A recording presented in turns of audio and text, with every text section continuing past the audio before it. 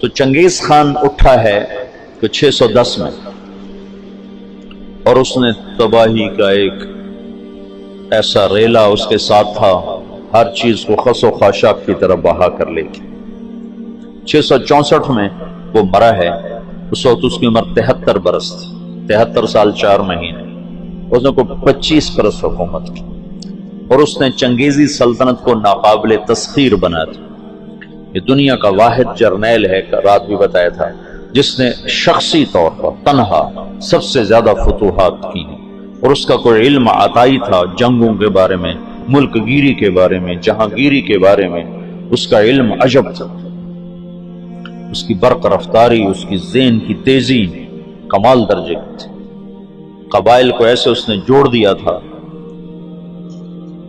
سب ایک جھنڈے تلے مختلف قبائل جمع ہو گئے تھے، اور دنیا کی ناقابل تسخیر طاقت بنے۔ اور قراقرم صحرائے گوبی میں منگولیا کے پاس ایک بڑا شہر اس نے بنایا، دارالحکومت، جو ساری دنیا کا سب سے بڑا دارالحکومت تھا، اور ان کا بڑا نشانہ مسلمان تھے۔ کہ مسلمانوں سے زیادتی ہوئی تھی، جس کے بدلے میں چنگیز خان نے ان پر حملہ کیا تھا۔ چنگیز خان کے مرنے پر اس کی سلطنت، اس کے 4 بیٹے تھے۔ بڑا جوجی تھا، جوجی کے بارے میں اسے شک تھا کہ یہ میرا بیٹا نہیں، کہ اس کی جب یہ چھوٹا سردار تھا تو اس نے بڑی شکستیں کھائیں، حتیٰ کہ اس کی بیوی اغوا ہو گئی۔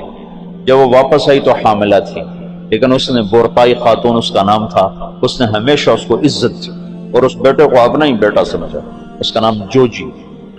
3 بیٹے اس کے سامنے پیدا ہوئے، اغدائی، چغتائی اور طولوئی۔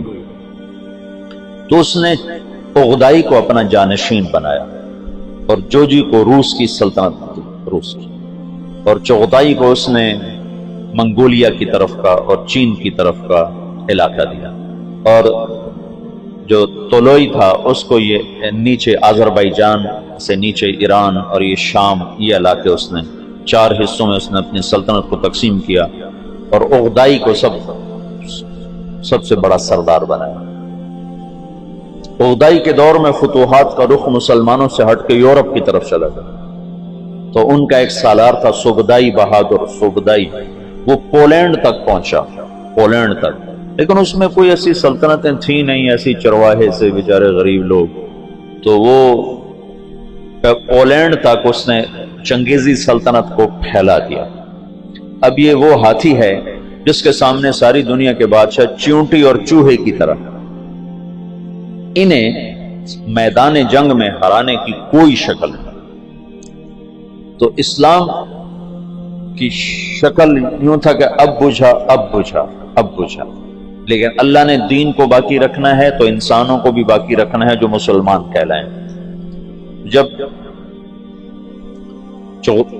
اغدائی مرا ہے تو اس کا بیٹا تھا کویوک، وہ حکمران بنا، وہ بہت رحم دل تھا، اس نے جنگیں روک دیں اور مسلمانوں کو اپنی سلطنت میں شامل کیا، تو اس کی وجہ سے ساری تاتاری سلطنتوں میں مسلمانوں کے بارے میں نرم گوشہ پیدا ہو۔ اب نامعلوم تاریخ کے گمنام سپاہی ہیں جو اتنے غیر معلوم ہیں، اتنے نامعلوم ہیں کہ کسی تاریخ میں ان کا نام تک درج نہیں، ان کی جگہ درج نہیں، جنہوں نے تاتاریوں کو دعوت دینا شروع کی۔ خونخوار قوم ہے، اور تاتاری غریب مسلمانوں کی دعوت سے اسلام قبول کرنا شروع ہو گئی۔ یہ تاریخ کا حیرت ناک واقعہ ہے۔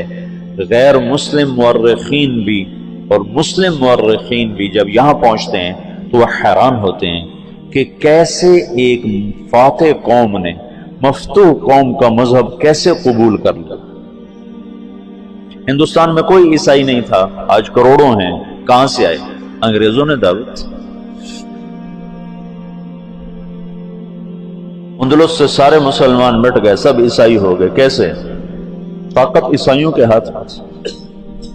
تو یہ ایک عجب واقعہ ہو رہا ہے کہ طاقت جن کے ہاتھ میں ہے وہ اسلام کے سب سے بڑے دشمن ہیں، اور اسلام اور مسلمان ان کے لیے سب سے مبغوض چیز ہے، اور پھر وہ انہی کا کلمہ پڑھتے جا رہے ہیں۔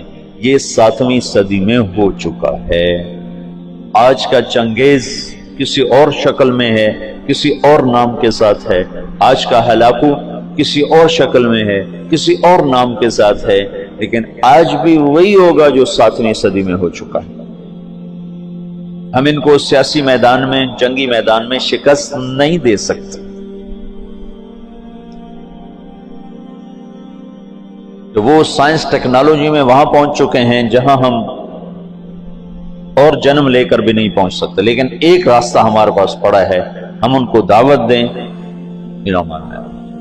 اس وقت فرانس میں اوسط 5 سے 6 گورے روزانہ مسلمان ہو رہے ہیں، اوسطاً 5 سے 6 گورے روزانہ مسلمان، اور فرانس یورپ میں سب سے زیادہ اسلام قبول کرنے والا ملک بن چکا ہے، اور اس کے بعد اٹلی سب سے زیادہ تیزی کے ساتھ اسلام میں آ رہا ہے، تو پوری دنیا میں امریکہ میں سب سے زیادہ اسلام پھیل رہا ہے۔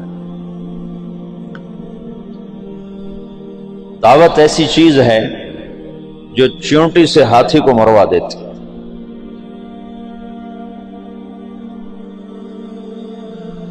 اس کی نرمی سے کچھ دل نرم ہوئے اور اسلام داخل ہونا شروع ہوا۔ تو کویوک جب مرا ہے تو اس کا بعد طولوئی کے 4 بیٹے تھے، ایک قبلائی خان، ایک منگو خان، ایک بوکا خان اور ایک ہلاکو خان۔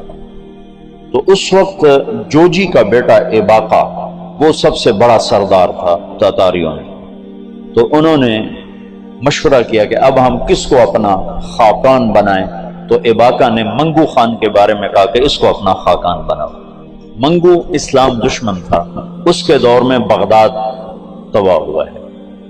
جب بغداد پہ حملے کا لشکر نکلا ہے تو یہ جو مسلمان دائی تھے یہ جوجی کی نسل میں اپنا کام دکھا چکے تھے، اور جوجی کا پوتا برکا خان مسلمان ہو گیا۔ ان کی دعوت پر ایک وزیر مسلمان ہوا، وزیر کو جب موقع ملتا برکا خان کو اسلام کے فضائل سناتا، اس کو باتیں بڑی اچھی لگتی، پھر وہ پوچھتا تمہیں یہ باتیں کون بتاتا ہے، تو پھر وہ بڑے مناسب طریقے سے کہتا کہ یہ مسلمانوں کا دین ہے، یہ مسلمان بتاتے ہیں۔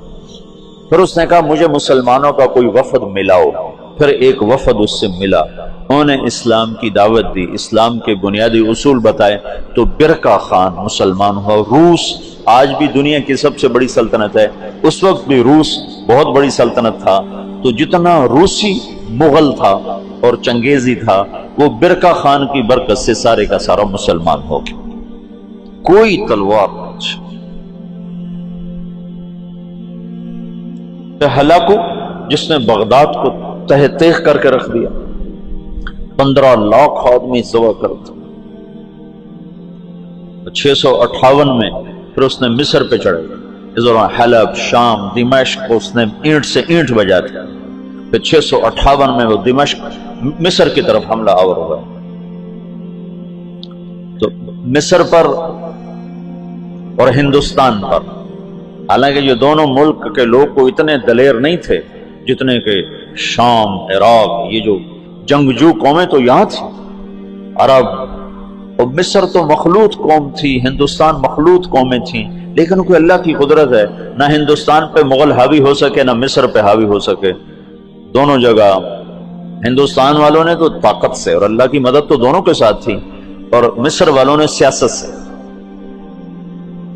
658 میں ہلاکو خان نے مصر پہ حملے کے لیے فوج نکالی تو اس کا بھائی منگو خان مر گیا۔ منگو کے مرنے پر یہ قانون تھا کہ جو تاتاری جہاں پر ہے، جب خاقان اعظم مر جائے تو سب قراقرم پہنچیں تاکہ اگلے خان کا انتخاب کیا جا سکے، اگلے خاقان کا انتخاب کیا جا سکے۔ تو وہ وہاں سے نکلا، تو اس کی بیوی تھی وہ عیسائی ہو چکی تھی دوقوزہ، اور اس کا سالار تھا کتبوغا، وہ بھی عیسائی ہو چکا تھا۔ وہ مسلمانوں پر بہت ظلم اٹھاتے تھے، بہت ظلم اٹھاتے تھے۔